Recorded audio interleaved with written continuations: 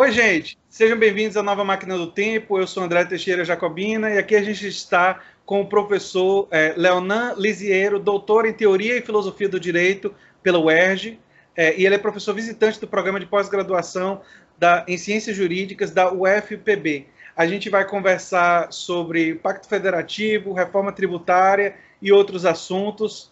Leonan Lisiero me contactou pelo canal, depois pelo WhatsApp, a gente começou a conversar e eu me senti honrado de uma pessoa com uma formação jurídica e uma formação diferente da que eu tenho e da diferente de outras pessoas que já participaram do canal. Então dá uma diversidade de vozes, não é?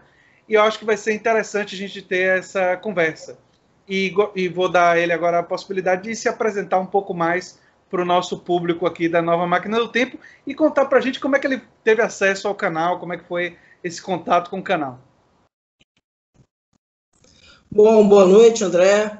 Bom, queria novamente agradecer, né, essa oportunidade desse diálogo, né, esse tema aí tão relevante, tão importante, né, no nosso cenário político, conjuntural atualmente. Uma boa noite aos acompanhantes, aos seguidores do canal Nova Máquina do Tempo, que é um canal que tem feito, né, debates interessantes, né, sobre o nosso cenário político, né, sobre algumas conjecturas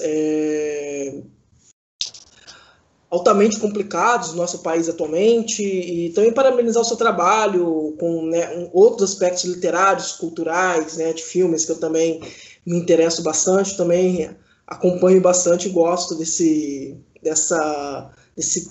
diálogo, né, entre filosofia, entre história, entre política e cultura pop, literatura, etc. Eu acho isso sempre muito proveitoso, né? Bom, eu fiquei sabendo sobre a Nova Máquina do Tempo, porque eu efetivamente acompanho alguns canais do YouTube. Eu tenho, né, eu não vejo televisão há muito tempo, então eu tenho realmente algumas distrações no YouTube. Somos dois que substituímos essa televisão pelo YouTube. Exatamente, né? E aí, acho que foi um dia que eu estava assistindo, não sei se era um vídeo do Pirula, alguma coisa assim, me sugeriu no seu canal, achei curiosa, né, o nome do canal, curioso o nome do canal. Aí vi um vídeo seu, que é uma coisa da época das eleições, gostei, aí assisti o outro, eu me inscrevi, e aí tenho acompanhado o seu trabalho. Realmente acho bastante interessante. Eu acho que o seu canal tem toda a potencialidade aí de ter mais seguidores e se tornar um importante espaço de diálogo e de formação, né, ao público em geral nesses tempos aí de obscurantismo teórico, científico que vivemos. Né? É complicado o momento atual, Leonan. Sobre o nome do canal, tem ali em cima um livro, não sei se dá para você enxergar ali em cima, que se chama Sim. Nova Máquina do Tempo, e o canal homenageia esse livro, que é um livro de ficção científica, que se passa no futuro, muita tecnologia, tem questões genéticas e tal. Inclusive, do ponto de vista ético, um advogado como você talvez se interessasse por esse aspecto, que eu escrevi na minha época de graduação. E esse livro ele tinha dois propósitos: tornar uma discussão científica que eu estava tendo na época sobre a natureza da ciência, a natureza da democracia, diferentes propostas sobre formas de governo e tal, mais acessível, ou seja, tentar trazer esse conhecimento para um grande público, e também tinha o objetivo de defender uma versão, uma perspectiva de democratização do Estado e democratização da economia. Então, ou seja, o livro tem um viés político ideológico muito claro. E quando eu criei esse canal justamente com esses dois objetivos: divulgar conhecimento científico, trazer, como eu já trouxe aqui para o canal, cientistas da NASA, historiadores, filósofos, já conversei com, enfim, pesquisadora da Fiocruz, médicos, enfim, e agora um advogado, né? E trazer esse conhecimento e nos meus próprios vídeos discutir conceitos. E o canal também tem um viés de defender enfim, uma determinada perspectiva. Aí eu achei que a homenagem seria legal, né? A homenagem seria muito curioso. Inclusive, eu tenho até um volume original da Máquina do Tempo, lançado no Brasil nos anos 70, aqui na estante, né? Eu sou também do H.G. Wells. do H.G. Wells, por ficção científica, né? Tem até uma coleção daqueles da Nova Fronteira, que lançava nos anos 60, 70, eu tenho vários, né? Eu também cresci lendo e acho realmente interessantíssimo esse diálogo, né? Inclusive depois quando eu fui estudar, enfim, Direito, e... Agora cortou. Você tá aí? Agora voltou. Então você estava dizendo que estava achando interessantíssimo essa coisa de crítica social e ficção científica, né? Exatamente. Então, depois que fui, enfim, comecei a fazer direito, mas eu sempre busquei relacionar bastante, porque no direito realmente ele tem umas enfim, questões hermenêuticas, questões éticas também complicadas, né? Enfim, estudar direito não é meramente ficar fazendo decoreba de lei, decoreba de texto, né? O direito é muito mais do que isso, né?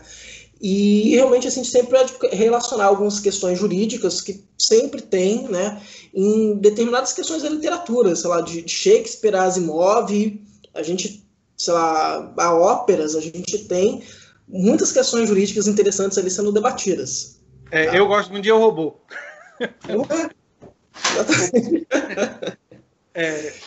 Asimov realmente é uma figura muito interessante. Interessante isso. Bom, André, vamos... dando início aqui a nossa sobre essa questão do pacto federativo e posteriormente a gente tentar avançar para algumas prospecções sobre reforma tributária, e aí a gente pode até dialogar aí com seus inscritos a respeito. Eu também gostaria muito de ouvir as indagações, né, as inquietudes, né, porque é uma questão que interessa a todos nós particularmente, né. Eu queria apenas assim destacar alguns pontos aí, e por favor, assim, você sempre vá dialogando, perguntando, porque não quero dar aula, quero dialogar e assim, conversar bem. A primeira questão que a gente precisa ter em mente, né, que um dos grandes males do Brasil, eu como pesquisador aficionado por federalismo, obcecado por federalismo, é justamente a nossa estrutura federativa. O Brasil, ele é um Estado federal, né, formalmente falando, se a gente puder dizer assim, desde o primeiro decreto da República, em 15 de novembro de 1889, que foi um decreto, né, da instauração da República, quando cai o Império, e neste decreto já se determina que aquelas antigas províncias serão ali convertidas em estados.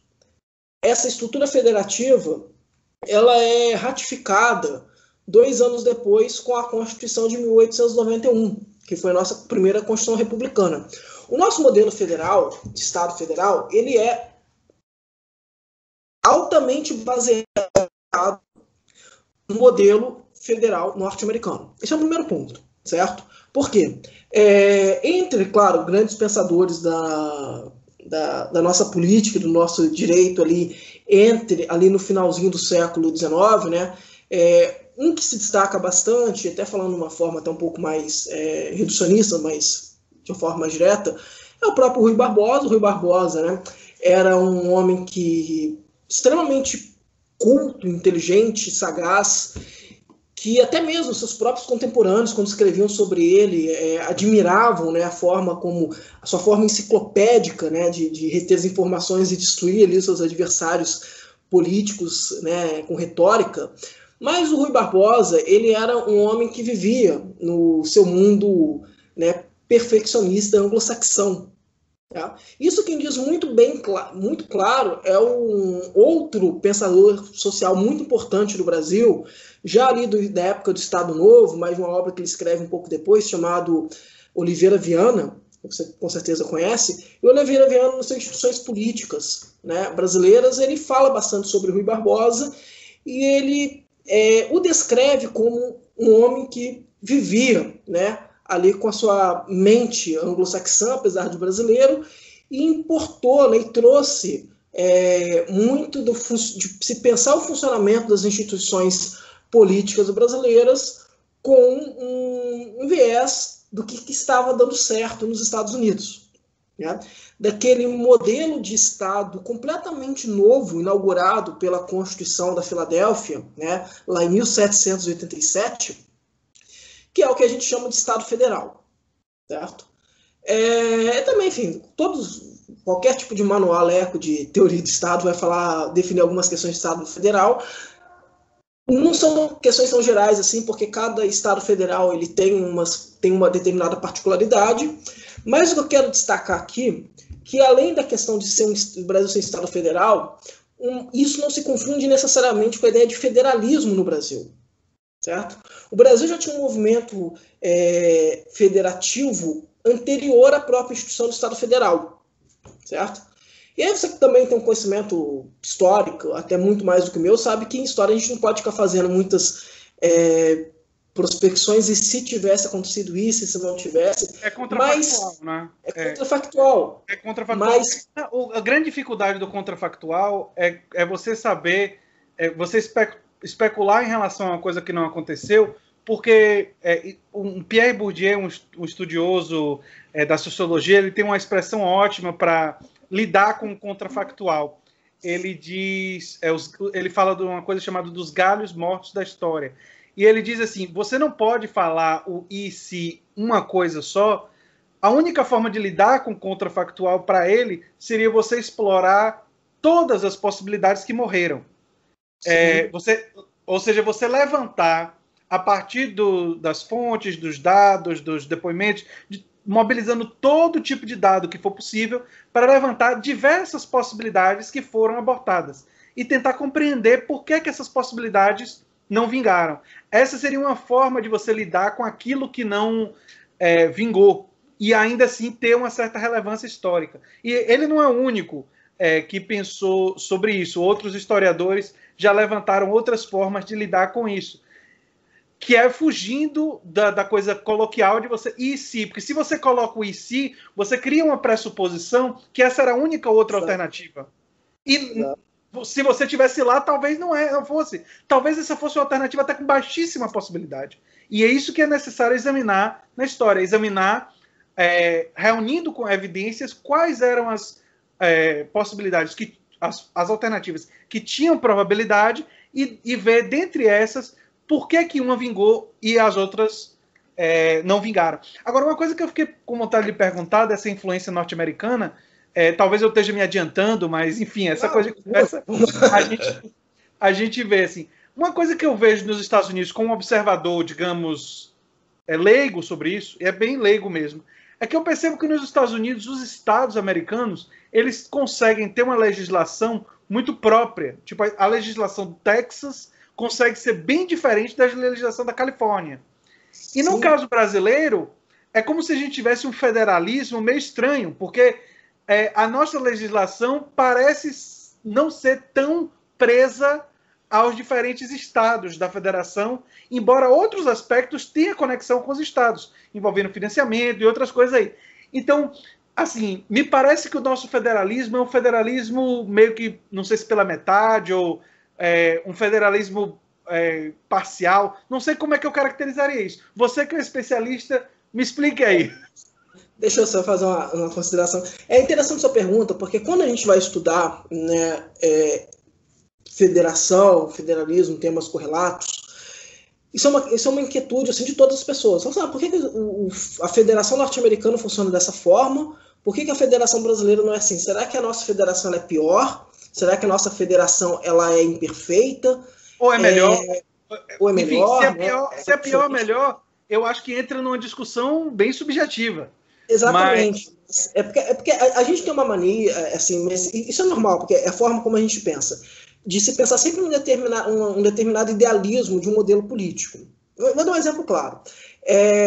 Quando todos estávamos na escola, sei lá, na 7ª, 8ª série do antigo ginásio, né, o professor de história ia lá conversar sobre segundo reinado, aí falava, olha, houve um parlamentarismo às avessas. Com certeza você lembra, né? Isso era muito divulgado. Parlamentarismo, por que às avessas?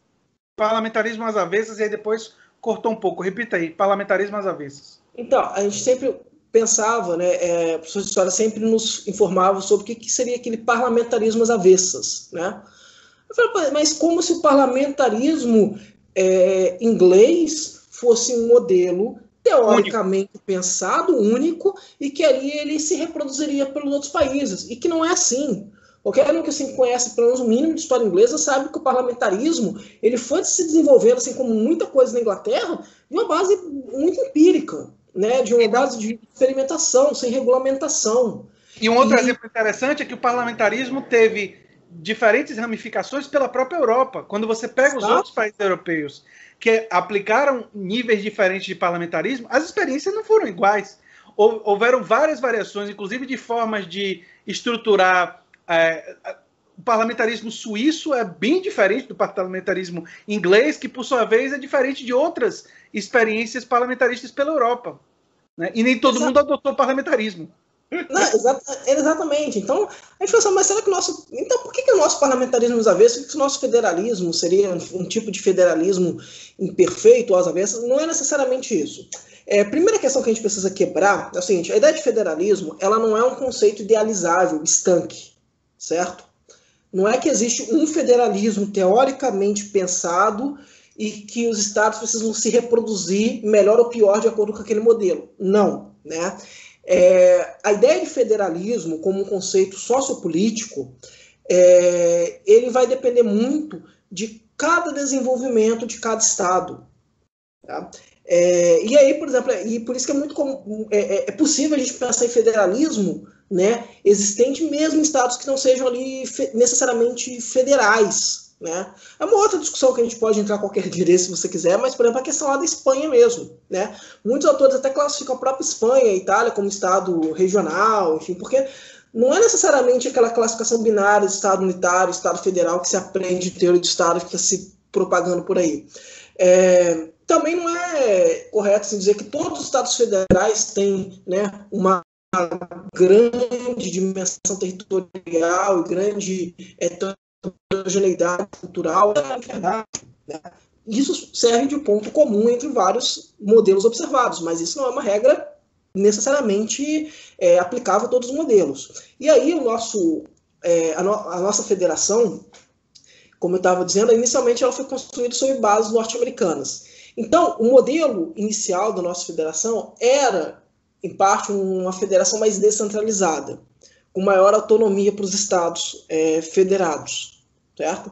E porque a gente tinha realmente um modelo de distribuição de competências na Constituição de 1891, mais ou menos semelhante ao que era da Constituição norte-americana, certo? Um modelo descentralizado mesmo. Descentralizados. O modelo norte-americano é o seguinte, e só para você ter uma ideia como é que é diferente do nosso modelo, porque a gente pensa, às vezes pensa, não, porque é melhor, não, é porque ele foi feito num contexto histórico. E é diferente. Né? E lidando com uma guerra, tanto a guerra revolucionária quanto depois a guerra de secessão, que são guerras diferentes do que o Brasil passou. As duas guerras, que o Brasil não enfrentou da mesma forma. A Bahia até teve o 2 de julho e teve um enfrentamento, mas e houveram outros enfrentamentos além desse, mas não dá para comparar esse tipo de enfrentamento com os enfrentamentos que os Estados Unidos teve. Né? E as características culturais da população que lá estava, né? Acordos que foram feitos, enfim, coisas muito diferentes. Não, exatamente. Por exemplo, aqui no Brasil a gente não teve uma experiência como foi, por exemplo, a do Texas, né? Que o Texas foi uma república independente depois que se separou do México e depois, né? A Federação Norte-Americana, né? Não houve, por exemplo, toda aquela questão da compra do território da Louisiana, não houve anexação da Califórnia. Então, se a gente parar para pensar bem, o território brasileiro na época da independência, ele era particularmente semelhante ao que é hoje. Se a gente pensar Brasil 1824, Estados Unidos 1824, o território brasileiro era muito maior. Isso não tem comparação. A história norte-americana ela foi sendo desenvolvida, né? Claro, se reproduzindo aquele modelo inicial, né? Com uma adesão ali de unidades políticas posterior, que foi diferente do nosso modelo. Né? Ele é um modelo que alguns autores classificam entre centrífugo e centrípeto, né? O modelo deles inicialmente foi centrípeto, porque você tinha estados, né, independentes, que eram aquelas 13 repúblicas, que foram, né, que aderiram inicialmente à Federação Norte-Americana e depois os outros estados foram aderindo. O que aconteceu no Brasil? Nós tínhamos um enorme estado unitário, imperial, que na prática funcionava muitas vezes como uma federação descentralizada, mas formalmente ali no século XIX, durante a vigência da Constituição de 1824, éramos um Estado unitário dentro dessa classificação. A gente tinha, claro, um movimento desaglutinador, um movimento federalista muito forte, né, em determinadas regiões do Brasil. A gente não pode esquecer, por exemplo, que aqui aqui em João Pessoa, eu vejo presente, não podemos esquecer, aí cortou um pouco, não podemos esquecer. Peraí, deixa eu lembrar do raciocínio. Depois você falou João Pessoa. Então, eu estou morando aqui em João Pessoa, a gente não pode esquecer justamente que a gente teve duas primeiras tentativas aqui de se realizar uma federação, primeiramente em 1817 e depois, né, com a Confederação do Equador em 1824. Né? Então o Nordeste realmente é um player importante na nossa construção política. Então a gente tinha diversos movimentos assim, de cunho federalista no Brasil. Isso não é segredo para ninguém. E isso realmente, entre outros fatores, isso começa a ganhar muita força já no final do século XIX. Quando o Brasil se torna uma federação, com o decreto número 1 de 15 de novembro de 89, aquelas antigas províncias elas já se transformam ali em estados. Houve formalmente um movimento de se inicialmente tentar federalizar o Brasil aos poucos, que é o chamado Ato Adicional de 1834, durante a regência, que são criadas, por exemplo, as assembleias provinciais. Ou seja, que é algo um pouco esquisito no modelo de Estado unitário que tínhamos. Né? Mas o que eu quero dizer com tudo isso? Quando a gente se torna uma federação, em 1889,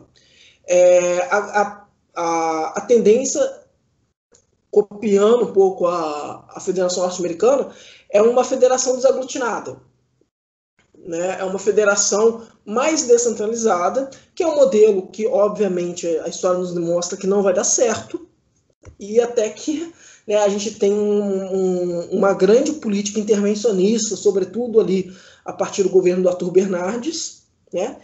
E posteriormente, uma questão interessante, no Estado Novo, né? E aí a gente já passa por período revolucionário de 34, Constituição de 34, e a gente tem 37, né? O Brasil ainda era formalmente federal, mas a prática federativa ela desaparece quase por completo. Até pelo autoritarismo. Aí a leitura que eu faço o Estado brasileiro ele tem uma tradição muito autoritária. Tem muito poucos momentos democráticos. Nós temos intervalos democráticos curtos e uma tradição profundamente autoritária. E um dos componentes do autoritarismo é centralização de poder e de competências, até para poder impor o autoritarismo, né? Então, o autoritarismo ele entra meio que em choque com esse tipo de perspectiva, pelo menos é uma leitura que eu faço. E aí não é nem Brasil, no Brasil, isso daí você vê até em outros países, né? Toda vez que você tem uma ascensão de alguma força com ambições autoritárias, a primeira coisa que ela faz é reunir as atribuições e colocar gerências locais totalmente subordinadas ao escopo central, ou seja, ao Estado central, o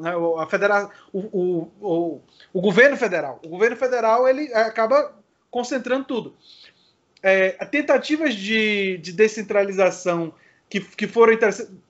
Aí eu me lembro até dos sovietes, que eram alguma coisa descentralizada, e uma das primeiras coisas que, quando o Lenin enfrentou a guerra civil, foi minar.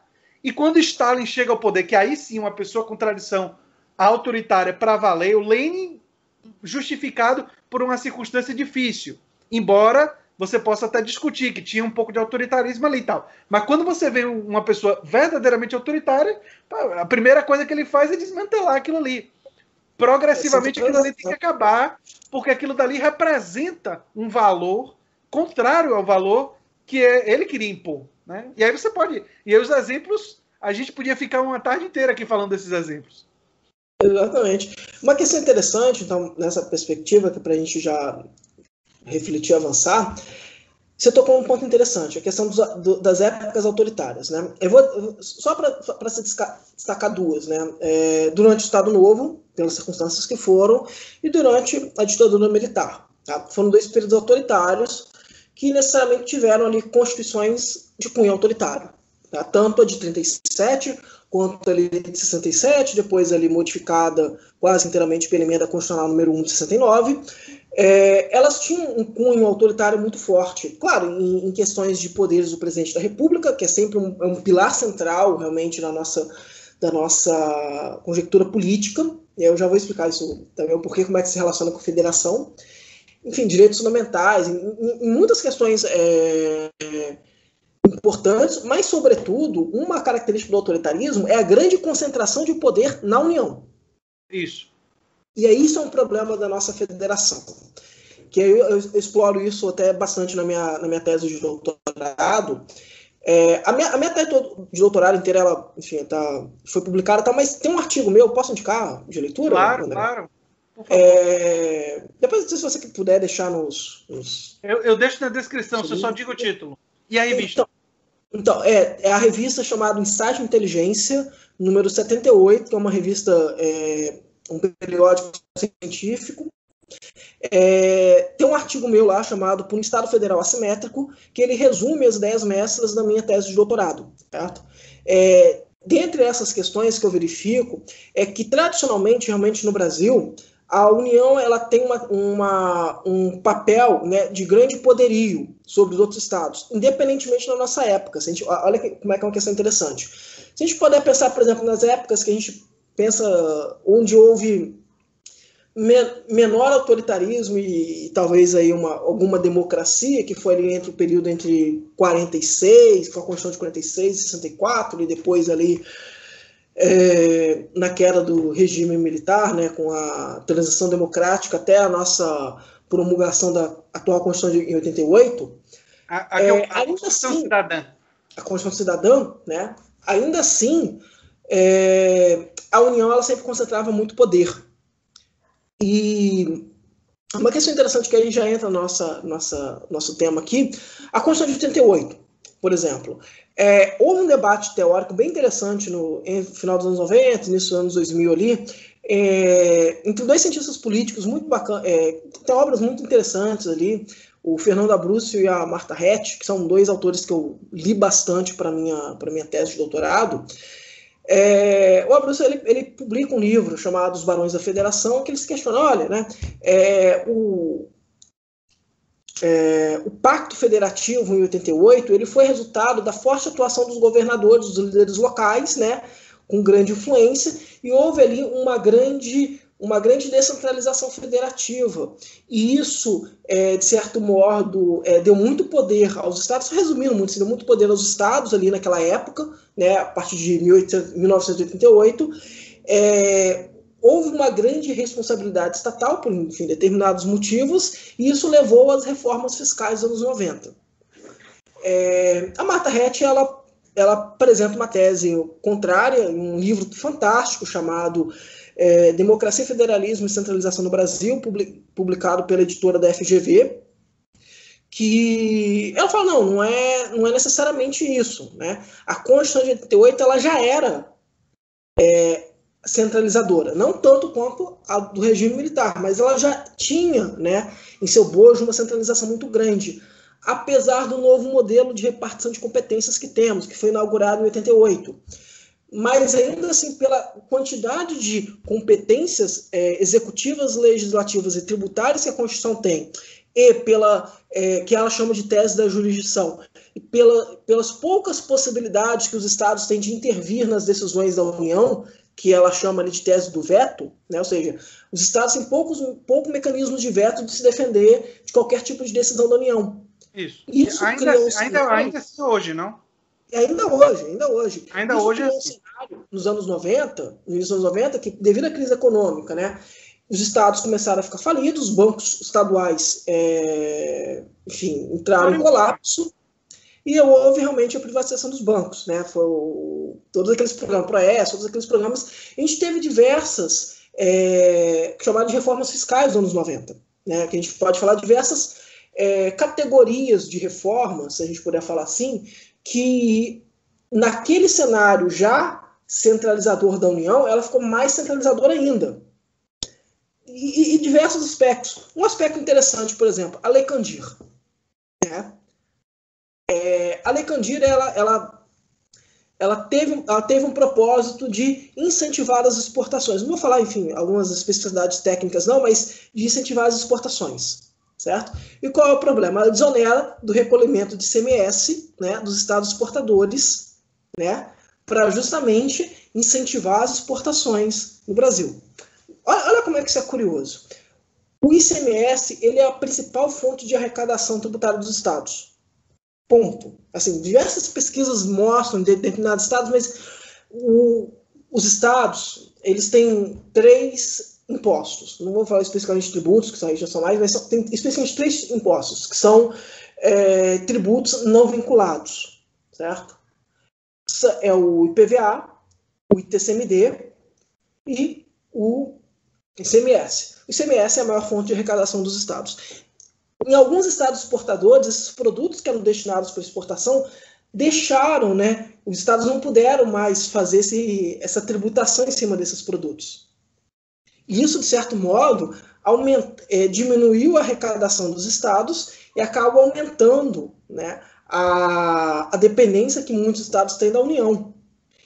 E aí entra chantagem, acordos, politicagem. Eu me lembro de uma coisa, e aí vem na minha pesquisa de mestrado, Leonel, que é meio curiosa, que é o seguinte: no final dos anos 70, de 74 a 79, aqui na Bahia, o governador foi Roberto Santos, um cara que não era exatamente do meio político, ele tinha sido antes reitor da UFBA. E ele se tornou inimigo da principal figura política da ditadura militar, que aqui na Bahia era Antônio Carlos Magalhães, ACM, você sabe quem é, todo mundo que está nos ouvindo já ouviu falar de Antônio Carlos Magalhães. A ACM, durante os anos que Roberto Santos foi governador, a ACM fez uma articulação com as lideranças da Arena, daqui na Bahia, mas também fez uma articulação com Figueiredo, que viria a ser o novo presidente depois de Geisel. Quando o Figueiredo assume, a ACM está com toda a força da União, e aí é que vem o nosso tema aqui, entra na nossa conversa, e usa desse poder para conseguir voltar ao governo do Estado e jogar Roberto Santos meio que para escanteio.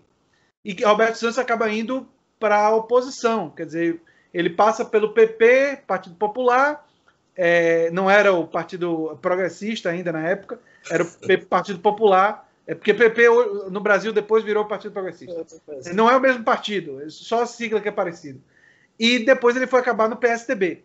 Quer dizer, é interessante como uma liderança política que ascendeu, que se tornou importante na Bahia durante os anos 70. Eu cheguei a entrevistar o Roberto Santos. Eu estou pensando até em colocar a entrevista dele aqui no canal futuramente.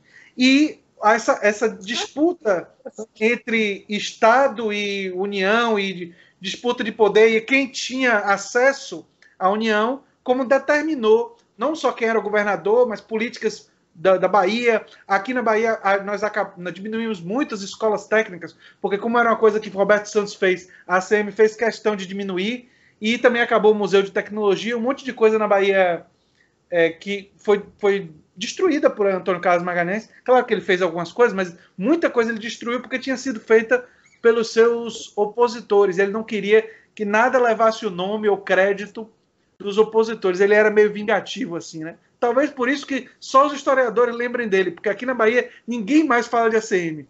É impressionante. O cara morreu e, uma semana depois, eu não sei quem é, não se fala mais no nome de Antônio Carlos. Você lembra como ele era poderoso, né? Enquanto era vivo. Mas depois que ele morreu, depois até no próximo vídeo, eu posso contar uma historinha de um filme que eu assisti, que eu acho que explica por que a ACM foi esquecido pela população, né? Basicamente é porque ele construiu tudo o que ele construiu com base no medo, na exploração de um autoritarismo local e tudo mais, e ele não construiu nada de muito valor, digamos assim, simbólico para a Bahia, fora o seu próprio poder, seu amor ao poder. Aí quando ele morreu, ele não tinha mais poder nenhum, porque ele tinha morrido, né? Acabou que o legado dele também se esfacelou e restou apenas o neto dele carregando, agora prefeito de Salvador, mas carregando esse nome, que ainda tem algum valor simbólico. Mas o resto, enfim, se esqueceu completamente, né? Enfim. Nossa. É uma coisa curiosa. Interessante. Com certeza. Isso é bem interessante a gente refletir também essas articulações que os governos, né, fazem justamente com a União. Porque olha uma questão interessante. A Marta Hett, ela fala isso, eu falo também na minha tese, e tem nesse artigo aí que eu indiquei. O Senado, ele deveria necessariamente, né, em tese, representar os estados perante a União. Certo? Tanto que, assim, muito em direito, a gente vai ensinar a teoria do Estado, a gente fala, olha, né, a Câmara dos Deputados é a Casa do Povo, que representa a totalidade do povo brasileiro, né? A gente sabe que isso é bem simbólico, porque quando a gente vai para a prática, muita gente que está na representação representa interesses particulares que ajudaram os a eleger. Então, a bancada ruralista representa os interesses do agronegócio, a bancada em São Paulo tem a bancada dos planos de saúde, hoje nós temos uma bancada afiliada ao mercado financeiro, tem a bancada da bola ligada a clube de futebol, a bancada, enfim, do gado.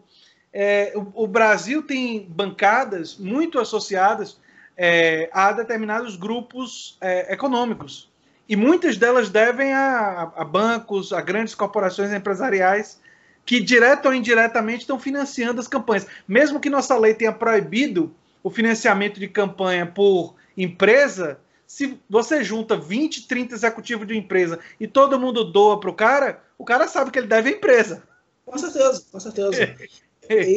E é uma questão, assim, quase que complexa. É complexo a gente pensar isso. Porque, veja bem, o Senado, né, os representantes do Senado, eu falo isso também no artigo, né, a forma como o Senado se estrutura, ela obedece a nossa lógica federativa. E isso, de novo, voltando lá no início da nossa conversa. Como é que se implanta? Como é que era o Império? Ele tinha Senado? Tinha, o Senado Imperial. Tá? O Senado Imperial era um Senado diferente do Senado da República. Porque a partir da República se estabeleceu uma regra, que é a regra dos Estados norte-americanos. Ou seja, todo Estado é igual ao outro, independentemente de quaisquer fatores. Independentemente de quantidade de população. Essa foi uma coisa que a gente copiou dos Estados Unidos, que é muito curiosa.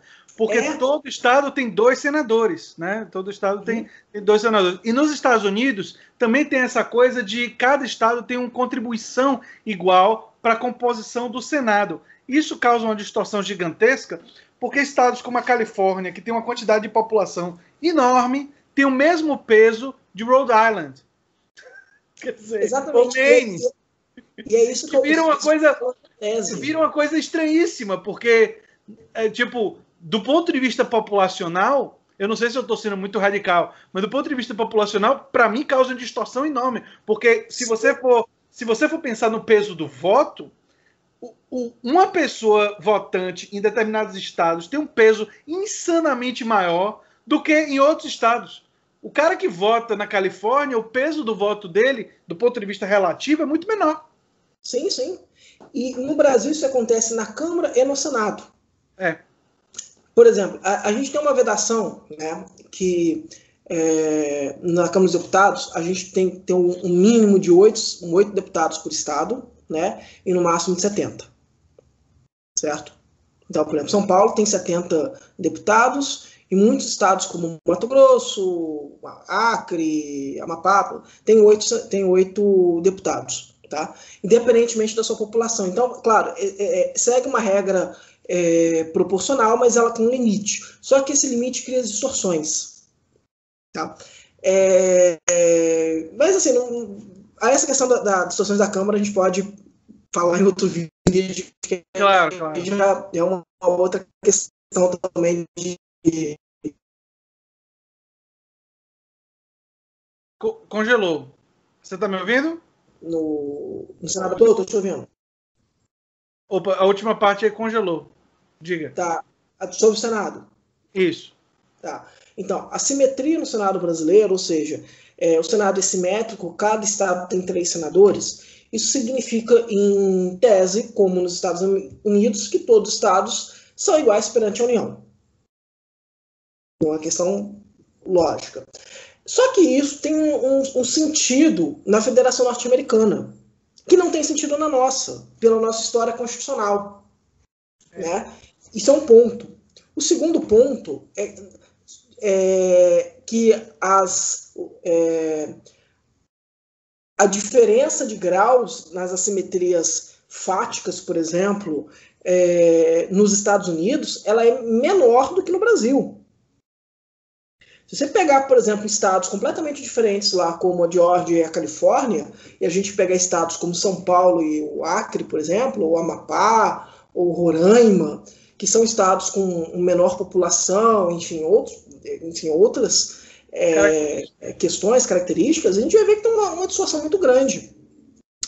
A gente pode verificar isso em diversos aspectos. Eu vou destacar só 2. Demográfico e socioeconômico, né? Se a gente parar para pensar, né, a nossa federação ela tem uma questão curiosa, que é diferente do nosso modelo, diferente das outras federações, como a norte-americana. A gente tem 3 níveis federativos, né? Ou seja, o município é um ente federativo. Tá? Sim. Por mais aberrante que isso teoricamente possa parecer, isso é uma característica institucionalizada em 88, foi largamente discutida na Constituinte, lá na subcomissão dos municípios e regiões. Tá? É uma questão bem interessante, mas enfim, os municípios foram reconhecidos como entes federativos. O município ele tem alguma autonomia, pouca ainda que seja, que são ali poderes residuais do artigo 30 da Constituição, e ele tem autonomia tributária também. Então ele cobra tributos, né, e arrecada. Além de receber a arrecadação de outros tributos de outros entes federativos. Então, por exemplo, tem um percentual de tributo de receita que os estados arrecadam, que tem que repassar para os seus municípios, e que a União arrecada tem que passar para os estados e arrecada para os municípios. São fundos, enfim, isso aí é uma outra Aqui em Salvador, por exemplo, o prefeito foi eleito dizendo que não iria mexer com imposto sobre propriedades, mas teve que mexer porque, se não mexesse, não tinha como financiar a prefeitura, porque a prefeitura estava totalmente quebrada. Então ele teve que descumprir talvez sua principal promessa por uma questão do mundo real. Tipo, o mundo real disse: ô velho, se você não mexer e não tributar isso daqui, não tem prefeitura. A prefeitura não tem dinheiro. Então... E olha como é que é curioso, né? É o seguinte, pensa numa lei federal aí dos anos 90, que ela é de caráter centralizador. Vou dar exemplo de algumas. Lei de concessões, lei de diretrizes e base de educação, mas vou dar uma específica, assim, que é muito... As pessoas às vezes não entendem bem, que ela é bem chata mesmo no direito de se estudar, que é a lei de licitações e contratos, a lei 8666 de 93. A lei ela se aplica, né, de forma geral à União, estados e municípios, certo? Então você tem uma mesma lei sobre licitações, que nada que você consegue fazer no executivo, você consegue fazer de compra, obtenção de serviço sem isso, tá? Ou quando você consegue fazer sem isso é por causa de, enfim, dispensa, inexigibilidade, que é algumas questões ali da lei. Só que perceba, é a mesma lei aplicada ao município de São Paulo, um município que já deve ter batido 12 milhões de habitantes, é um município que tem mais habitantes do que Portugal, né? E a mesma lei que se aplica, por exemplo, ao meu município natal, o município de Guarani, Minas Gerais, que é um município de 9 mil habitantes. É a mesma lei. Para a União, são entes federativos, no mesmo nível. E essa nossa diferença tão... saltam tanto aos olhos, que até mesmo em questão de PIB, o município de São Paulo tem um PIB maior do que boa parte dos estados. Perceba, então, a nossa situação fática no Brasil, né, as nossas relações, enfim, federativas, por diversos motivos, elas têm uma lógica muito diferente da norte-americana. Então a gente não pode, um erro, a gente olhar a Federação Norte-Americana e achar que ela é boa e que ela seria melhor se muitas coisas da Federação Norte-Americana se aplicassem ao Brasil. Então, falando, por exemplo, a questão da descentralização. Eu, particularmente, eu defendo a descentralização federativa, mas em determinados casos. E não. Eu posso lhe dar um exemplo. A gente está precisando fechar essa primeira parte e eu vou fechar com esse exemplo. Os militantes da reforma sanitária, eu falei da reforma sanitária brasileira antes, o pessoal que lutou pelo SUS, sempre foram grandes defensores da descentralização. Aliás, a descentralização ela aparece como um dos princípios, né, do SUS, organizativos e tal. E esse princípio ele levou a, por exemplo, ficar na responsabilidade dos municípios, das prefeituras, as unidades de saúde da família. Só Sim. que o que é que isso produziu na prática? Na prática, as prefeituras têm quantidade de arrecadação muito diferente. Então, você vai para uma unidade de saúde da família em Santa Catarina, a unidade de saúde da família funciona muito bem, ou, enfim, de uma determinada forma. Você entra em um outro município, ou você sai daquele estado, vai para um outro estado, e vai para um determinado município que é muito pobre, o mesmo programa da saúde da família, que tem que ter agentes comunitários, médicos e profissionais da área de saúde, enfermeiras e tudo mais, funciona super mal, porque falta medicamento, falta tudo. E aí eu me lembro de levar meus alunos, eu dei aula na faculdade de medicina, eu dei aula de medicina social, eu levava meus alunos, aí um aluno perguntou assim para mim, mas professor, se é o mesmo programa, não deveria ser meio que parecido? A qualidade não deveria ser mais parecida, até para não produzir êxodo, porque quando o pessoal descobre que uma prefeitura, como Vitória da Conquista, que foi um exemplo aqui na Bahia que melhorou muito, começou a melhorar muito, vai todo mundo para lá e aí vira uma fila gigantesca. E vira um caos. Porque lá eles fizeram uma reforma que está mais bem financiada, está mais bem estruturada, e aí essa informação, na era da informação, circula, entendeu? E aí todo mundo dos municípios... E aí produz um problema para a Vitória da Conquista, porque a Vitória da Conquista não tem como atender as pessoas dos outros municípios. Aí o caso da saúde da família me leva ao seguinte, que eu cheguei a uma posição que é polêmica dentro da área de saúde, que muita gente discorda de mim, dá até uma... Quando eu vou em congresso e falo sobre isso, tem gente que vai, é sempre problemático. Mas eu cheguei à opinião que é o seguinte, o financiamento do programa da saúde da família tem que ser federal. A gestão pode até ser local. Certo. Mas a gestão pode ser local, a gestão deveria ser não por cargo comissionado, porque como é prefeito, você não acredita, Léo, não, o que acontece? Os prefeitos colocam os gestores e eles trocam de 2 em 2 anos. Sabe por quê? Porque de 2 em 2 anos tem eleição. Não só para prefeito, mas a eleição variante, entendeu? A legislativa. E aí o que acontece? Muda a configuração de aliança, ele precisa agradar os novos aliados, ele tira quase todo mundo da gestão das unidades de saúde da família e bota outros apaniguados. Para mim é patentemente óbvio que 2 coisas precisariam acontecer. Uma, a gestão das unidades de saúde da família e a maioria dos seus profissionais tinha que ter tudo por concurso, fixação local e tudo mais. E o orçamento, o financiamento disso tinha que ser pela União e tinha que ter uma autarquia separada até do SUS e separada do Ministério da Saúde que avaliasse para ver quais são as necessidades reais de financiamento por unidade e também realizasse a avaliação para você garantir que se tivesse distorção, você descobrisse se era falta de financiamento, se era incompetência dos funcionários, se era gente que não está cumprindo carga horária, que o motivo para não funcionar pode ser um monte de coisa diferente. E se você não fizer estudo para ver o que é o motivo em cada lugar, você nunca sabe, entendeu? Você simplesmente diz que é ruim e pronto, quer dizer. Então, aí quando eu disse isso, eu nunca me esqueço. O povo diz assim, não, mas isso está no SUS, está na Constituição, que tem que ser descentralizado. A gestão sim, mas o financiamento a gente tentou. O Brasil é repartido por prefeituras com graus e capacidade de financiamento muito diferentes. É como se fossem 2 mundos diferentes. Se você tenta impor um modelo para capacidade de financiamento tão díspares, você vai produzir uma unidade de saúde da família que parece que saiu de um país europeu e uma unidade de saúde da família que parece que veio que estava na África, nos piores setores da África mais pobres. E se você cria nacional, você pode pelo menos tentar atingir um nível, sei lá, o nível das unidades de saúde da família da Costa Rica, por exemplo, que tem um sistema de saúde bom. Você entende o que eu estou querendo dizer? Sim, não, interessantíssimo. Ou seja, você poderia pelo menos atingir para todos um nível bom. E quem sabe um dia chegar no nível das unidades da Itália, de Portugal, não sei, e subindo. Olhar para o horizonte e ir subindo.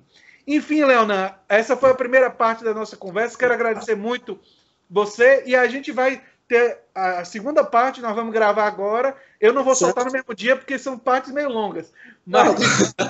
Mas eu vou finalizar a primeira parte aqui. Se lembre sempre, se você gosta do que eu faço, se inscrever no canal, dar um like, compartilhar. E eu estou pensando em fazer futuramente uma live com o Leonan, para o Leonan responder perguntas. E aí vai ser bom, porque o meu papel vai ser só ficar olhando as perguntas e selecionando. E jogando tudo em cima de você. Tá certo, então, Leonan? Um abração. E agora a gente vai finalizar a primeira parte. Valeu. Valeu.